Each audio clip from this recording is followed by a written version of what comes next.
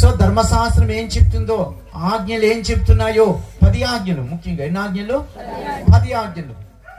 అవన్నీ కలిపి 2 కింద దేవుడు బ్రీఫ్ గా చేశాడు. కానీ లోతుకెళ్తే దానికంటే ఎక్కువ. మళ్ళీ ఇప్పుడు పాత నిబంధన ఆజ్ఞల కంటే కొత్త నిబంధన ఆజ్ఞయే చాలా కష్టం.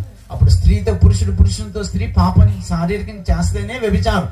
ఇప్పుడు ఏం చేయాల్సలే, పోయే మనిషిని చూస్తే చాలు కామంతో వ్యభిచారం చేసినట్లే. చూసారు?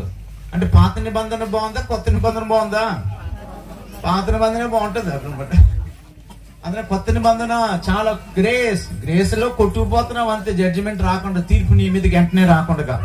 కానీ లాస్ట్ లో ఒకేసారి వస్తుంది, గుండె బాదుకున్న నిన్నెవడు కాపాడేవాడు ఉండడం.